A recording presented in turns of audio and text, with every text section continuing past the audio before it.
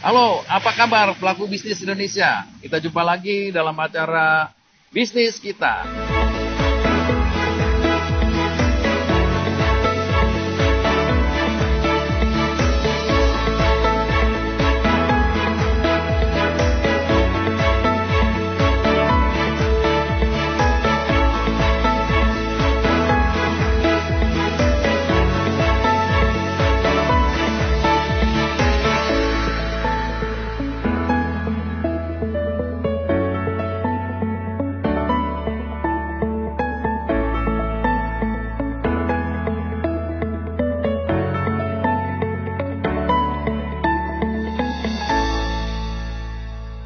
Kami akan menghadirkan topik tentang bisnis bengkel. Bisnis bengkel ini adalah penunjang bisnis otomotif.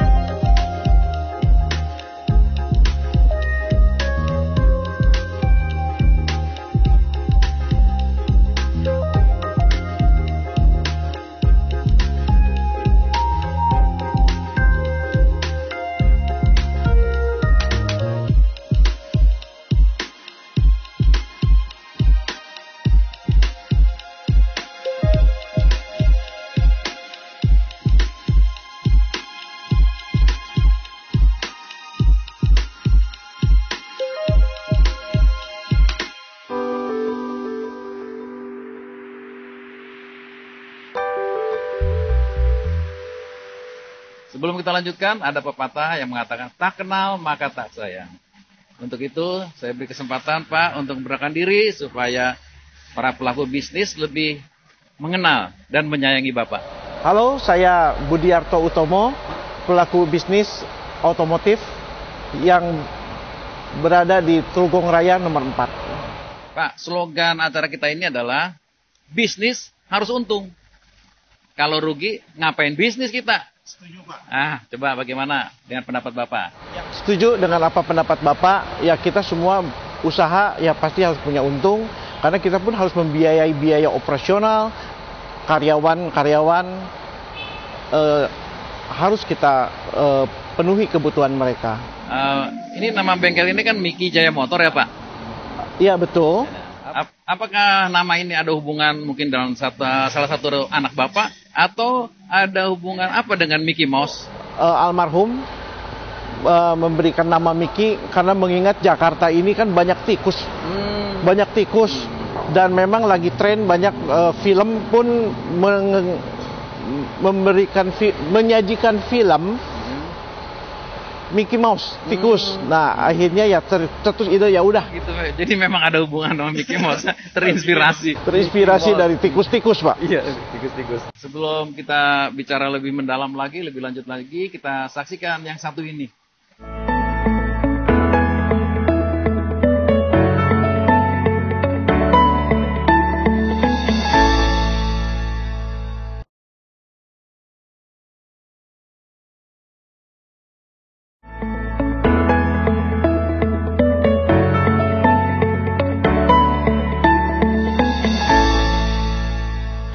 Ya, kita lanjutkan lagi perbincangan dengan Pak Budi.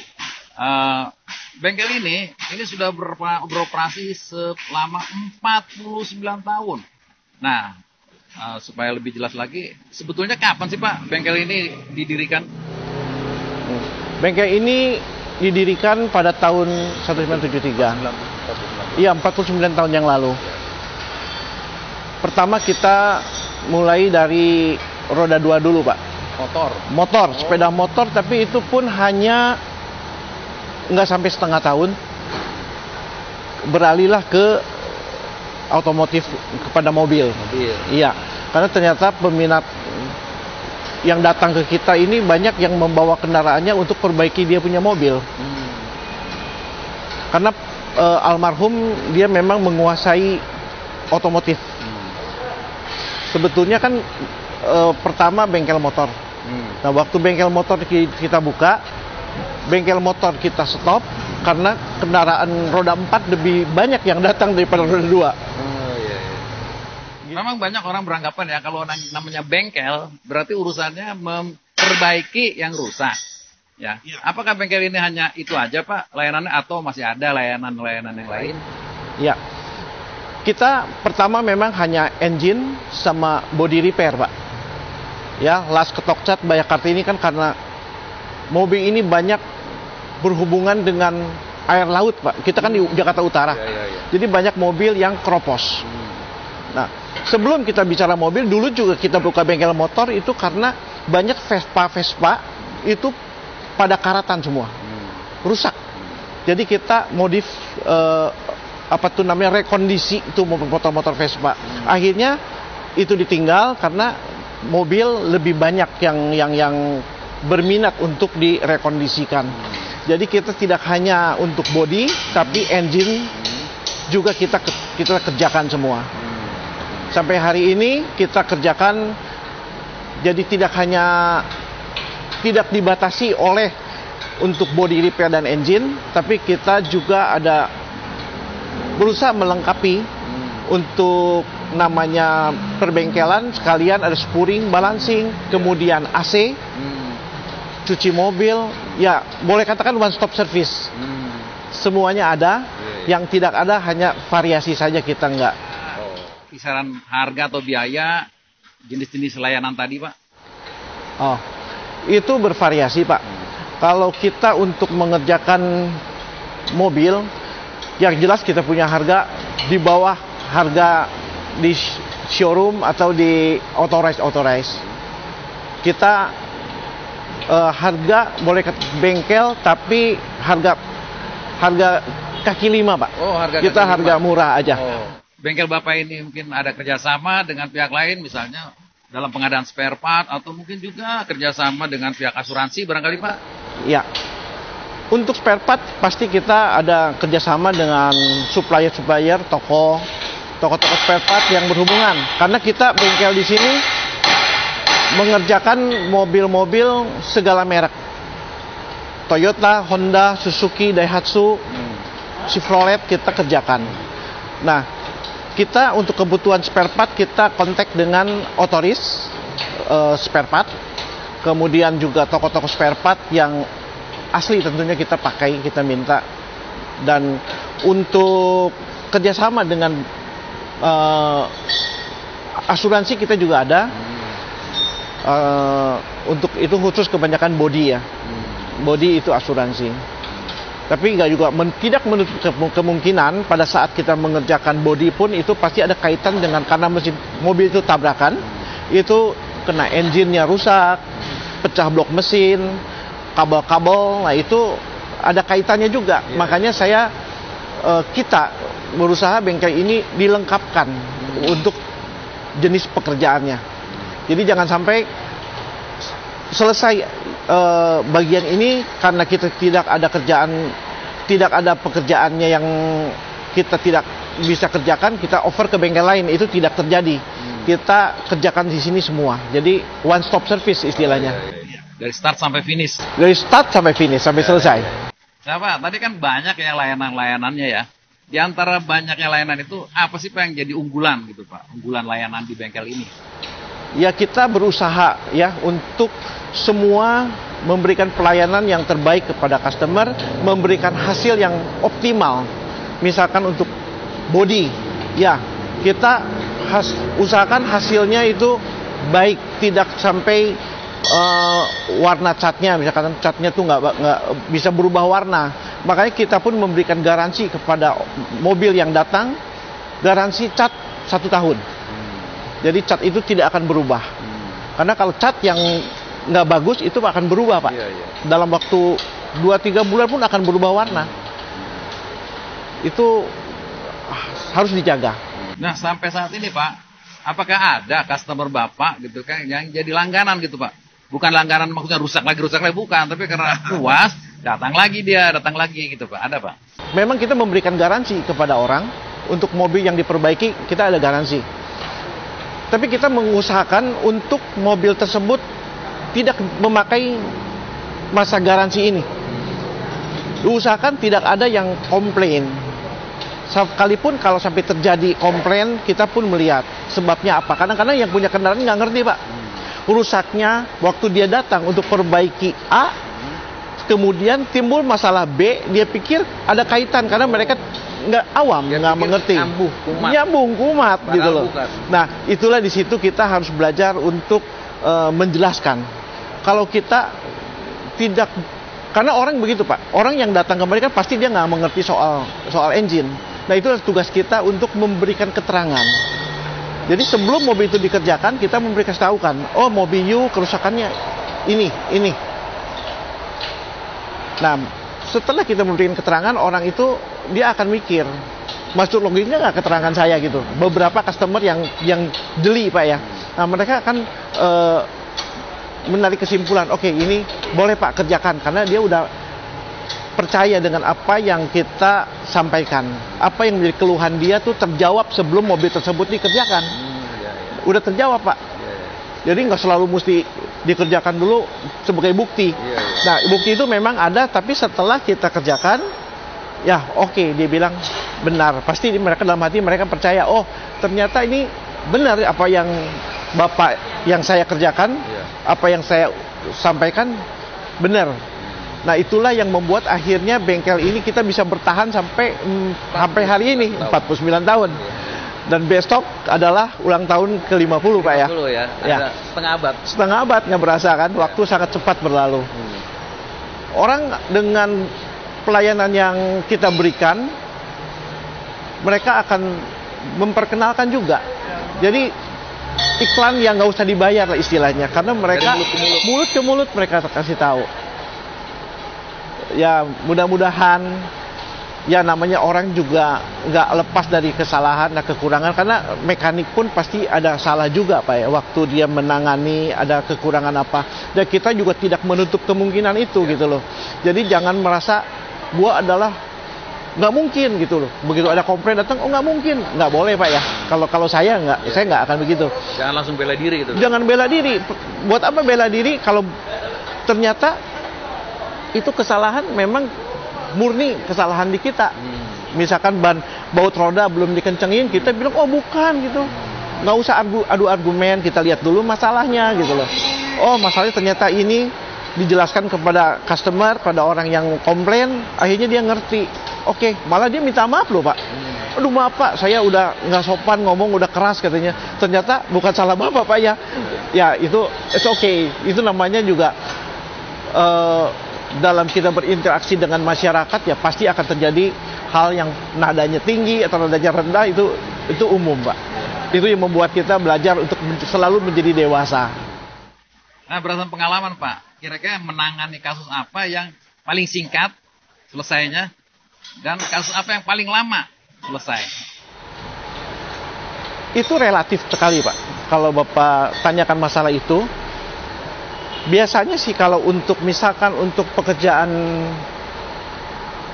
servis ganti oli itu sebentar. Ya. Yang mana saya juga pernah merasakan Pak, Bang, pergi ke bengkel resmi hanya untuk menerima servis gratis, hanya ganti oli, itu bisa 3-4 jam Pak. Itu saya juga minta ampun deh. Itu kan saya tahu kerjaan itu harusnya kan nggak lama gitu. Nah, kita usahakan misalkan kalau mengenai range waktu untuk mengerjakan satu kendaraan, ya tergantung yang keluhan dari itu mobil yang datang. Ya kalau hanya ganti oli, tambah angin, itu nggak lama. Tune up, rem itu nggak lama. Yang lama adalah kalau turun mesin. Ada mobil turun mesin, overhaul, istilahnya overhaul. Nah itu kita juga sebelum overhaul kita kan cek dulu Pak, keluhannya apa ini. Oh ternyata ini karena overheat, berarti silinder headnya ini melenting, ada bocor air. Nah itu kita mesti periksa dulu. Itu relatif waktunya kira-kira bisa 4-5 hari selesai. Tapi akan menjadi panjang waktunya kalau misalkan mesin ini masalahnya spare part yang kita butuhkan lagi kosong. Oh, iya. Itu juga menjadi satu alasan kenapa jadi agak lama. Kemudian bengkel bubut, Pak. Nah, bengkel bubut kita juga offer ke bengkel bubut untuk kerjasama dengan bengkel bubut untuk mengerjakan quarter atau slip cylinder head, slip dia punya krek as itu perlu waktu juga. Kadang-kadang mereka juga nggak bisa cepat. Memang kalau langsung dikerjakan 1-2 hari selesai, tapi karena mereka juga tidak hanya terima bengkel dari kita, kerjaan dari kita maksudnya, juga dari bengkel lain juga. Jadi yang harusnya sehari mungkin jadi 2 hari atau 3 hari itu. Tapi ya itu kita sosialisasikan lah kepada customer. Sosialisasikan ini mobil bapak atau ibu nggak bisa selesai yang waktu yang telah kita tentukan kira-kira 5 hari. Sebetulnya bisa, tapi ada kendala ini. Ya kebanyakan mereka ngerti, Pak. Ya bisa ada sampai 10 hari. Nah itu kan untuk engine.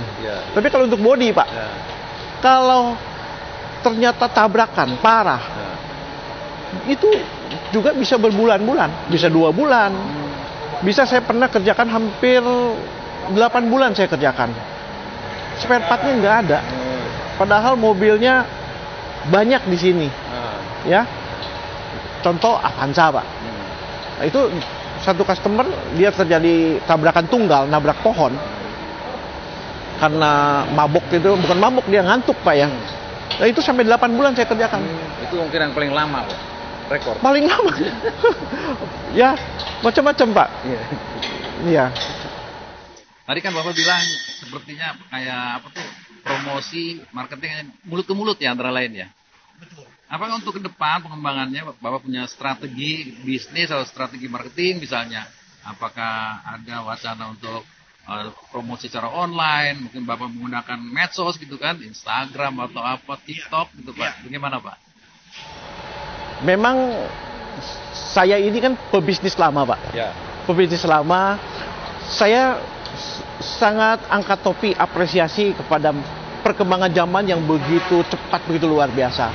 Kalau kita tidak ngikutin, benar-benar ketinggalan. Ya, upgrade. Masalah seperti yang Bapak tanyakan tadi, bagaimana untuk memperkenalkan tempat usaha kita, ya supaya customernya bertambah gitu ya. Ya. Saya salah satu orang yang nggak bagus, Pak. Nggak bagus dalam pengertian nggak ngikutin perkembangan. Nggak ngikutin perkembangan. Ya, saya bersyukur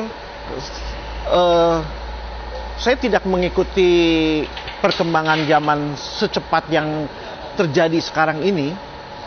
Saya bersyukur karena selama ini saya bisa masih bereksis di bidang ini. Customer masih banyak yang berdatangan mempercayai kepada kita karena ya itu masih tradisional, Pak, mulut ke mulut.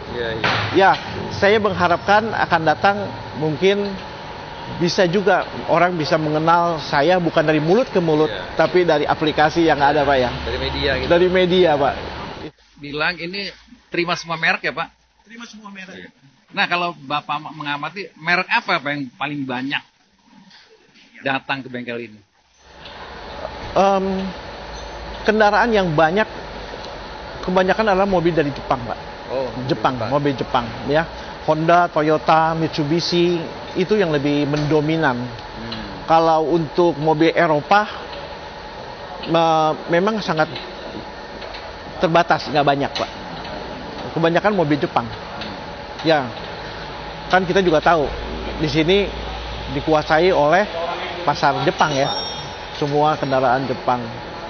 Dan sekarang juga mulai kendaraan-kendaraan dari China, ya Wuling, kemudian ada beberapa merek. Tapi itu kebanyakan masih garansi, Pak ya. Masih garansi, masih dikerjakan oleh bengkel-bengkel otoris resmi, baik misalnya Wuling atau yang lain kan ada Chery juga, mobil dari China. Ya kalau mobil-mobil Eropa kebanyakan juga masih mereka mempercayakannya kepada bengkel otoris gitu loh. Sekalipun saya juga punya rekanan untuk dengan kerjasama dengan bengkel yang bukan otoris yang menangani mobil-mobil Eropa. Kita juga ada. Jadi kalau memang kita ada kendala kita kerjasama dengan mereka. Jadi kita harus kerjasama lah, maksud aku, kerjasama dengan yang lain juga. Kita nggak mungkin berdiri sendiri dengan mungkin dengan sombong, gua segala mobil bisa. Padahal manusia ada batasnya, Pak. Ada batasnya. Ada hal yang nggak bisa kita harus kerjasama dengan orang. Mungkin pengalaman yang kita pernah lalui, masalah itu timbul lagi, kita lupa, Pak. Iya. Bisa lupa juga, Pak. Bisa lupa. Nah, jadi ya kita makhluk sosial kita, Pak. Iya. Kita mesti selalu kerjasama dengan orang. Baik para pelaku bisnis Indonesia, sebelum kita lebih jauh lagi berbincang-bincang dengan narasumber kita saksikan yang mau lewat.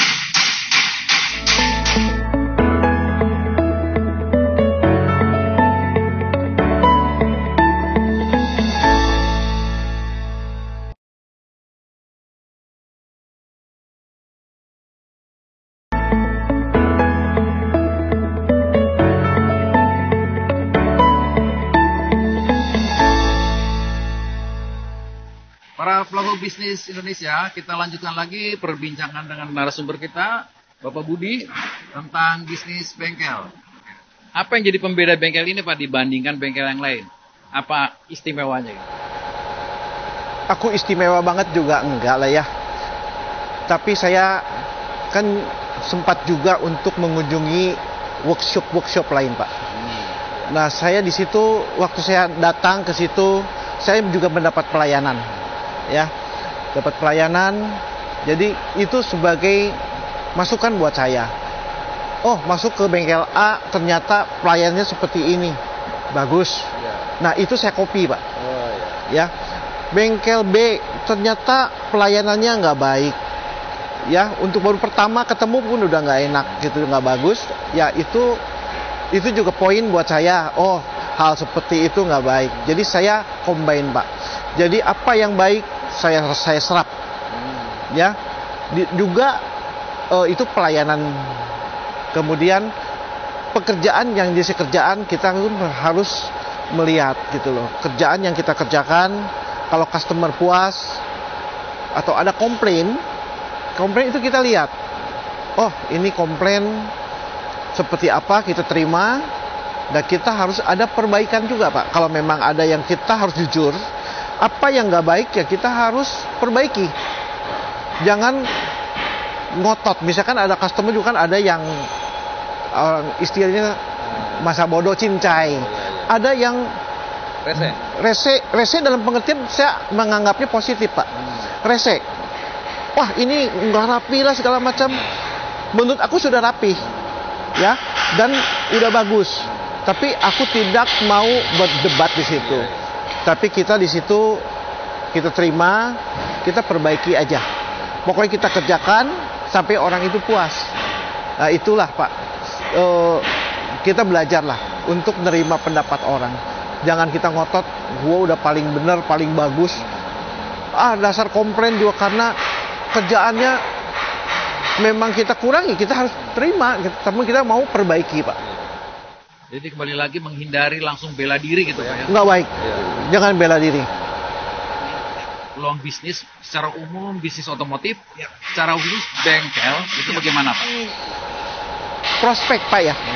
Masih boleh ditekunin.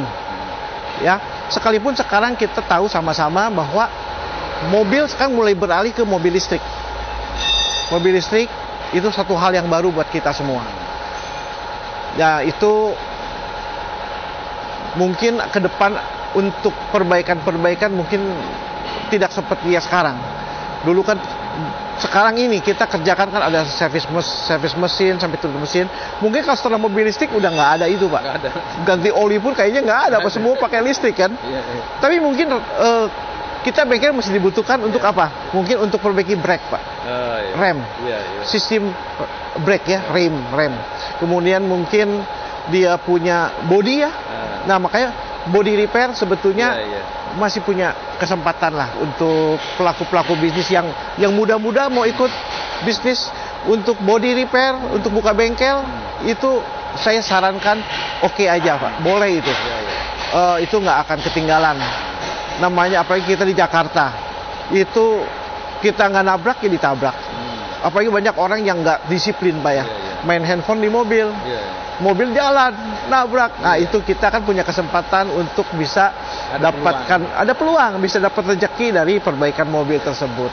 Jadi bengkel masih oke lah, Pak. Entah montir atau entah administrasi, bagaimana Pak? Bapak proses perekrutan SDM di bengkel Bapak?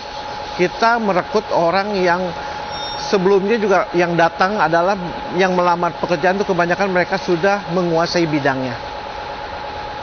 Jadi kalau untuk painting Pak, cat mobil, nggak mungkin saya pakai orang baru. Itu bisa rusak mobil orang. Jadi memang kita udah cek dulu, tes dulu, mereka kerja bagus, baru kita terima. Sempat juga Pak, orang datang nyari pekerjaan, dia bilang dia mengaku dia adalah mekanik. Ternyata benar-benar saya kasih kerjaan, dia bisa bongkar Pak, bener jago bongkarnya, pasangnya nggak bisa Pak. Pasangnya nggak bisa. Belum komplit ilmunya Pak. Ada orang juga seperti itu. Ya ampun deh kalau ketemu orang begitu. Ngakunya montir, ternyata baru level bongkar. Bongkar doang. Bapak mengelola bengkel ini udah 49 tahun ya Pak? Jadi kalau saya kelola ini bengkel setelah saya datang ke Jakarta dari tahun 80 sampai hari ini berarti sudah 42 tahun saya. Sebelumnya almarhum Papa. Sejak saya datang ke Jakarta, Papa tuh udah membimbing saya dulu sih, jelas membimbing saya ikutan perbaikan mobil, ganti kopling, ikut orang tua kan. Papa saya kan yang saya katakan tadi, dia adalah seorang yang mekanik. Dia memang pintar dalam soal teknik. Saya belajar dulu, setelah belajar mungkin hampir 1 tahun lah saya belajar. Kemudian saya ditarik. Papa saya bilang, kamu sudah cukup di lapangan, kamu sekarang administrasi aja. Mungkin Bapak juga pernah ngalami ya hambatan-hambatan gitu. Apa aja Pak yang pernah Bapak alami, hambatan-hambatan selama Bapak mengelola bengkel? Entah mungkin itu hambatan dari SDM-nya barangkali, mungkin ada SDM yang bandel, apalagi sempat kok sampai sekarang belum normal kan Pak ya, masih COVID ya. Nah, gimana Pak? Kita hidup memang nggak pernah nggak ada masalah. Kita nggak imun terhadap masalah Pak. Selalu itu ada. Setelah kita adem dalam kondisi nyaman pun, ternyata masalah itu ada lagi yang lain. Masalah A selesai, B datang. Ya tapi itu nggak selalu begitu. Tapi waktu kita menemukan masalah, menurut saya itu adalah satu proses pembelajaran Pak. Kita dibelajar untuk sabar, bagaimana menangin masalah supaya lebih bijak kita. Saat ada masalah datang, kita bagaimana kita menyikapinya Pak. Memang pasti ada masalah Pak. Misalkan untuk cat mobil, pengecatan ternyata namanya orang kan bisa human error Pak. Orang bisa error. Mungkin dia lagi ada masalah di rumah maksud saya. Di rumah, karena dia juga harus datang kerja, dia kerja Pak. Paint satu mobil. Ternyata hasilnya nggak baik. Ternyata setelah kita pelajari, ternyata campurannya ada kesalahan di situ. Campuran cat, ada masalah di situ. Kemudian catnya meler. Tapi kita, maksudnya aku ketemu karyawan seperti itu, aku nggak pernah marah-marah Pak. Saya nggak mau, tapi lihat masalahnya apa, kita pecahkan sama-sama. Akhirnya kan ketemu Pak. Oh ternyata dia lagi ada masalah di rumah, kemudian ada human error-nya, campurannya harusnya 1:1, ternyata 1, sekian kurang gitu loh. Nah, kita sama-sama perbaiki, akhirnya ya bisa kembali lagi baik. Tapi tetap Pak, yang gagal itu kita secara materi kita rugi. Tapi tetap saya perbaiki lagi. Tidak untung, tidak apa-apa, tapi yang penting customer dipuaskan. Nah sekarang Pak, selama Bapak mengelola bengkel ini apa suka duka Bapak? Terserah Bapak mau sukanya dulu atau dukanya dulu. Silakan Pak. Iya, sebenarnya pertanyaan nggak beda jauh Pak ya. Suka maupun duka, ada yang suka, ada yang suka, ada yang duka. Itu udah pasti. Pada saat kita bisa kerjasama dengan karyawan ya, karena karyawan adalah bagian dari kita sebetulnya. Kita jangan pernah menganggap karyawan adalah gue udah gaji lu, gue udah kasih bayaran lu. Jadi kita boleh menyuruh dia sebebas kita. Ya nggak bisa. Kalau aku Pak ya, kalau aku pada saat dia lagi kerja, kita memang ada kerjaan lain yang mau dikerjakan. Tapi kita jangan langsung main cabut aja Pak. Istilahnya cabut itu. Ya. Kamu kerjakan ini. Enggak, kita lihat dulu. Oh dia lagi tanggung apa enggak gitu loh. Kalau udah bisa ditinggal dulu ya udah kita suruh kerjakan yang lain. Jadi ya itu pada sukanya itu pada saat mereka bisa kerjasama.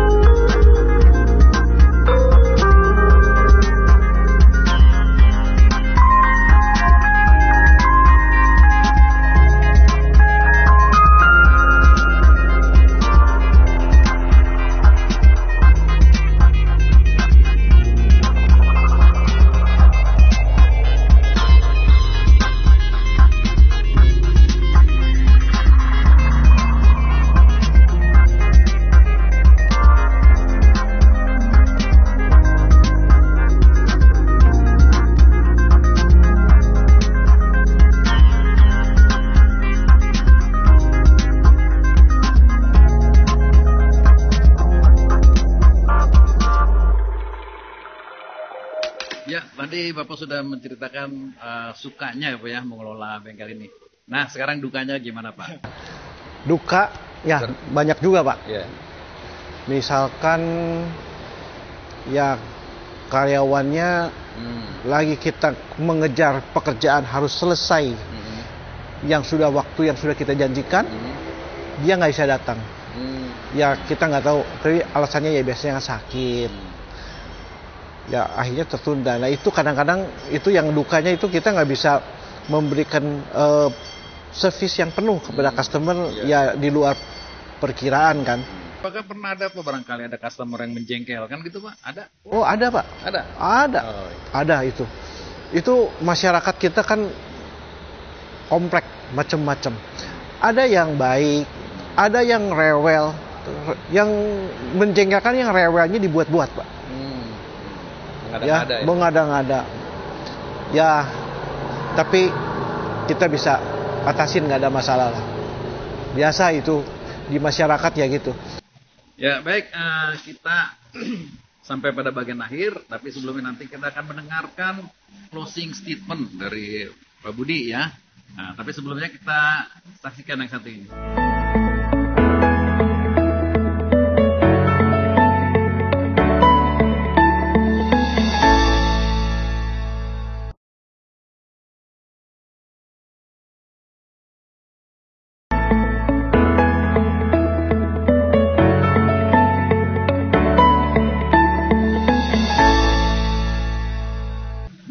Pak, kita bicara soal harapan, Pak. Ya, tentunya pasti Bapak masih punya harapan ya, Pak ya. Ya. Dalam mengelola khususnya bengkel ini, Ya. ya, atau juga secara lebih luas lagi bisnis otomotif itu. Bagaimana harapan Bapak? Ya harapan kita sebagai owner juga mengharapkan generasi keluarga anak-anak saya bisa meneruskan atau juga ya saya menghimbau juga gitu loh. Ini bisnis bengkel ini kalau memang disukai itu adalah baik karena banyak sekali anak-anak muda ini sekarang pun aku melihat juga banyak yang tertarik soal otomotif. Itu baik ya. Ya semangat terus. Untuk bisnis ini menurut aku masih punya peluang untuk bisa berkembang. Pasti itu masih 10 tahun, 20 tahun ke depan masih. Ke depannya kita masih nggak tahu. Terakhir nih Pak, Ya. closing statement dari yang kita omongin dari awal sampai akhir. Silakan Bapak sampaikan lagi sebagai penutup. Sambil promosi juga boleh Pak. Anak-anak muda semua sekarang mencari lapangan pekerjaan pun tidak mudah. Tapi kalau memang ada hobi, niat untuk suka kepada otomotif, belajarlah dari sekarang selagi masih muda, punya tenaga, belajar. Itu adalah satu skill yang nggak akan pernah ketinggalan. Dan kepake sekalipun nggak buka bengkel, nggak punya workshop, setidaknya untuk pakai pribadi juga bisa. Misalkan untuk ganti ban sekarang aku lihat anak muda pun banyak yang nggak bisa, banyak yang nggak bisa. Nah itu belajarlah. Kemudian masa depan untuk perbengkelan masih terbuka lebar buat anak-anak muda sekarang. Ya, jadi semangat terus. Demikian perbincangan kita dengan narasumber Bapak Budiarto Utomo selaku owner pemilik bisnis bengkel yang merupakan bagian dari bisnis otomotif.